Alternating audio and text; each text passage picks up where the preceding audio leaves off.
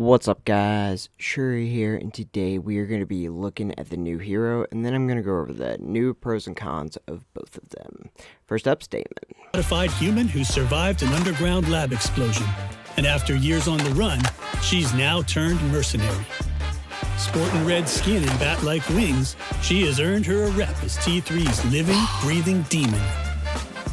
Her cynical personality is born from a lack of guidance. Her dangerous mercenary life fuels her thirst for wealth. Suspecting that her modifications are linked to T-crystals, she's got her sights set on the T3 League's big prize. She's hell-bent on unveiling the truth behind her transformation. It's cool that they're giving us some of the lore stuff, but so basically it looks like you can't shoot unless you're scoped in, which, I mean, up close has got to be a nightmare. But so far, I like a lot of what's going on with her, and I do like that they're kind of fleshing out the lore stuff, because, I mean, the more work they put into it, just the better everything's going to be for all of T3. So I do like that they're putting a lot of work into the new heroes, so it's a good sign. Damon's role, back row DPS. She brings the heat. Her main weapon is the Wrath Cannon. Scoping in and out with it takes time, so it's best to keep your distance from enemies. When you're scoped in, her movement speed will be decreased. Once scoped in, she can unleash continuous fire, dealing massive damage if you position her strategically. Yeah, that looks kind of nuts. Like, her damage, like 2,500 headshots is a lot. I think she's near a Jabali, maybe. I don't like the way they did this video, because there's some things with neons and, like, Jabalis and stuff that I think might increase her damage, because there's no way she does that much damage, and she can just shoot up on the wall. That's gonna be crazy. A single tap on the shoot button scopes in. To unscope, just click the cancel button. Holding down the shoot button will automatically unscope upon release. Damon's first active... Wait, does this mean this character doesn't auto-fire, so it's gonna be kind of like a sniper in a way? Ability is Greedy Leap. Pressing this ability shows your projected flight path. You can only leap forward at a fixed angle. Upon reaching your destination, you'll hover above it. Exit this state anytime by pressing the ability again. If you overshoot and land directly, you won't enter hover mode. While that's gonna make the coolest YouTube shorts of all time, not gonna lie. Hovering, you'll gain extra damage reduction. Find suitable spots to launch your attacks from. Remember, the Greedy Leap isn't just for attacking. It's also great for quick relocation. That's going to be so annoying on M and Tel when you come out of, like, the front of your base and then somebody's just above it and shoots down, and you have to choose between turning to shoot them. And, I mean, for 2,500 headshots, you're killing people in 3 shots. Like, it's going to be quick kills. And then, so you can turn to kill them, but then you're going to die to, like, Gloria and Osis from the other side. Oh, that's going to be so rough, dude. Damon's second active ability is Lazy Bomb. Using this ability reveals your bomb's trajectory. Choose where you want to let it loose.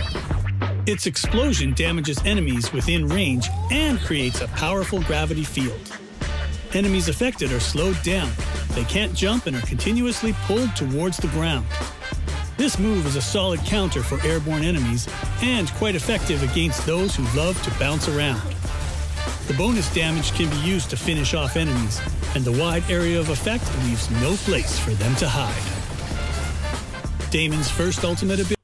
So I do like that. I mean, things like Kazama can be annoying for sure. They're not used as much in this current meta, though, so I don't know how useful that's going to be against that. I wonder if Aletta can jump out of it with dashes. Ya too, similar to how you can do with Fort's ult. That's going to be interesting to see how that goes. And then I do like it, though. Just being able to center down a healer and kind of just get free shots on him, especially things like Neon that are kind of hard to pin down. Actually, with Neon's teleport, I think that ability, if this becomes like a meta character, is going to make Neon just that much better already. It's like #1 healer, but it's going to be so much better than every other healer if this is a meta hero. It's going to be crazy for Neon. Ability is Glutton Beam. Pressing the ability button releases a light beam from your current location. The beam shines forward and gradually widens. When the beam isn't wide enough, enemies can choose to go around or jump over it. The beam will... Dude, that's going to be so annoying when you hit your ult and then everyone just jumps over it and it doesn't do anything. cause enemies to scatter, so it's perfect when going up against teams.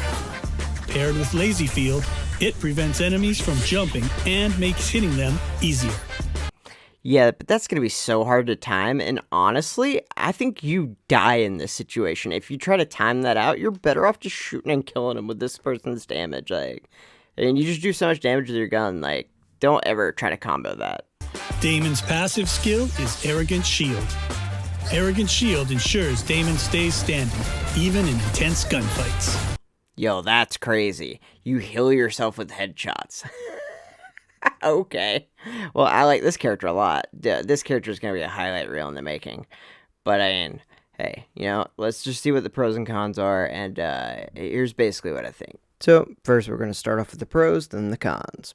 So the first pro is the amount of damage you can do, especially with headshots, is unbelievable with this hero. Even against tanks that have damage mitigation, you can do almost 1900. Next is it's a wall peek counter. Being able to go on any wall you want, get behind anyone, you can flank, and you can counter those hard to get to wall peeks that just didn't have angles before. Another good thing is all the ultimates and other abilities have something to do with crowd control. It makes people slow, does a little bit of damage, or it just yanks them down and then puts them into your little firebomb. So it does make it to where you can control people a little bit, but it's also not overbearing where it ruins the game. But I think it's good to have that in some of the games. And then your survivability is insane because of the way the passive works. So it is something that I think has a lot of pros to it and may be a good character. So there are some cons with this character too, though. One is your ultimate is so easily dodged. I mean, a lot of people already dodge Gloria's, but that one's way easier. And then up close, this character, since you have to scope in, can easily be dodged by moving side to side and jumping because you're going to have to rescope and it's going to be horrible. Also, is this a glitch right here where you can see them still scoped in, but you see the character? So it might also be buggy? I don't know. Let me know, what do you think? Lacia, a thrill seeker always pushing her limits. Born in the West, she was drawn to the rigorous discipline of ninja training, pushing human limits to their extremes. The T3 Arena's challenge was irresistible, a perfect stage for her to push her boundaries even further. Lacia is a DPS hero. In team skirmishes, she shines in dishing out critical strikes. Her weapon of choice, the Kage Yumi. This crossbow has... Alright guys, so I found my new main. I said Scotty was good, but I was lying. This is the only character I'm playing from now on. 3 charging states. Stage 1 fires 5 bolts. Stage 2 releases 3. And Stage 3 shoots single bolts, each with increasing power. When fully charged, it delivers a knockout blow to most... Yep, definitely my new main. Cool. Glad to see that they gave me a good character. All of the best things I do in the game, they put into one character.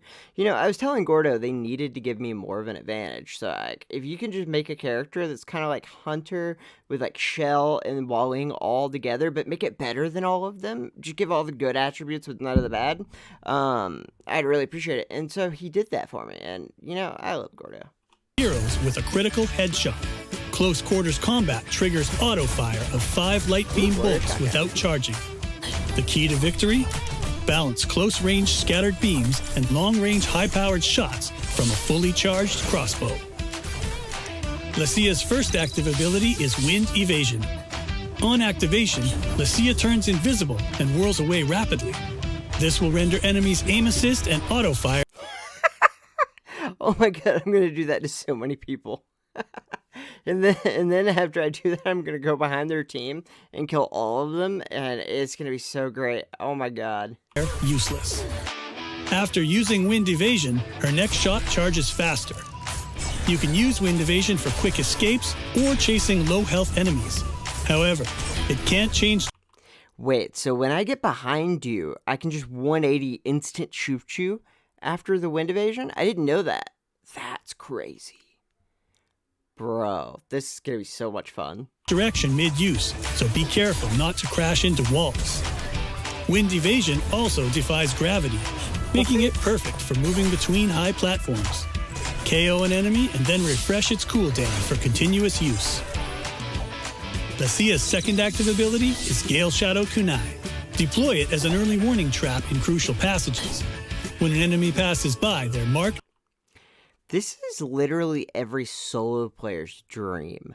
I don't know if I'll play any other character until they nerf it, because this is getting nerfed 100%, just so everyone knows. And notified for Lacia and her teammates.